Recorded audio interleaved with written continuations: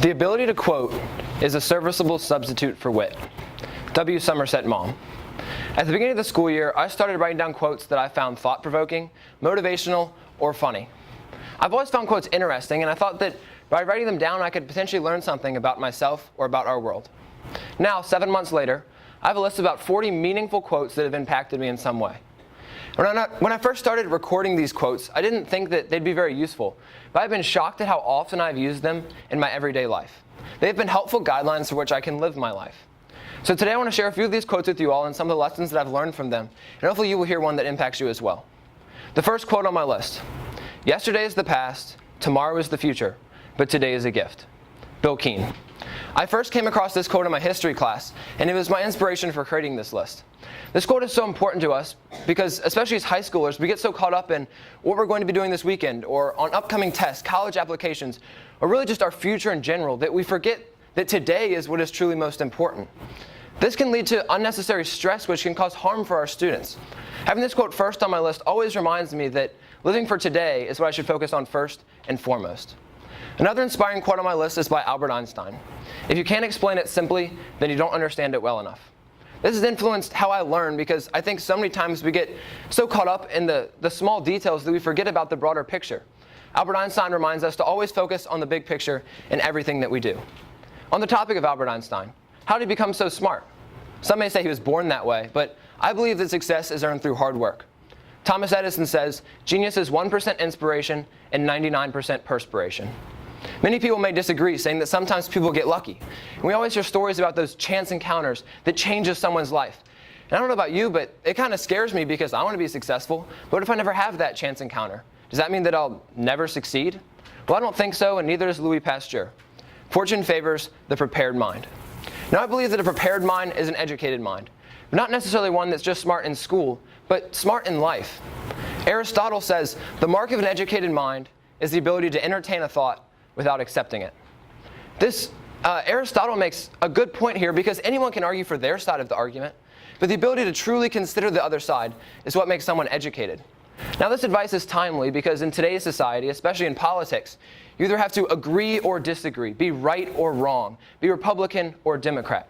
This is a false dichotomy. What if what we believe in doesn't exactly fit into one of these two buckets? What if our opinion doesn't exactly conform to these options? Some may say you should change your opinion, but Thomas Jefferson says, "In matters of style, swim with the current. In matters of principle, stand like a rock." Part of what we've lost as a society is standing up for what you believe in, not what your party believes in.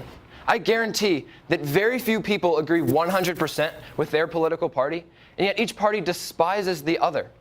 But even if you disagree with someone on every political issue, it does not mean that you cannot be friends with that person. In the words of Thomas Jefferson, "I've never considered a difference of opinion in religion, in politics, in philosophy as cause for withdrawing from a friend." We must remember that just because you disagree with someone, it does not mean that you must dislike that person. I think one of the reasons that we have such a great divide in our country is that people are thinking for themselves less and less. In the words of Kay from Men in Black, "A person is smart, people are dumb." We must think for ourselves. We cannot succumb to mob mentality because that can lead us away from our true self. Individual ideas are important to our world because they can help create a more thoughtful and respectful society. Now, it may seem that given our current disagreements, our society is doomed. But people are resilient and they will persevere. In the words of Tony Bennett, "Out of darkness and struggle comes love and unity." One of the best human qualities is that we can overcome so much adversity with positivity and with resilience. In the words of Jim Valvano, "Don't give up. Don't ever give up." Both these quotes show us that everyone has their struggles, but those struggles are what makes us human. They're what make us able to understand how to love and how to come together. And that's why never giving up is so important, because even if it seems really hard, you never know what positivity can come from persevering through difficult times. For Tony Bennett, it even led to a national championship. And even some struggles that we think are unique just to us, they really are a lot more common than we think. According to Tom Papa, life is like a pair of skinny jeans when everyone is fat. No one fits in.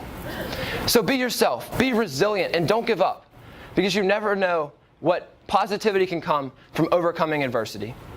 In the words of Michel de Montaigne, "I quote others only in order to better express myself."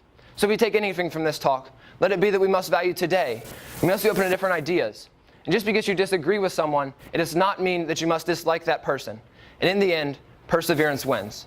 So I wish you all, in the words of my Aunt Marianne, happy days. Thank you.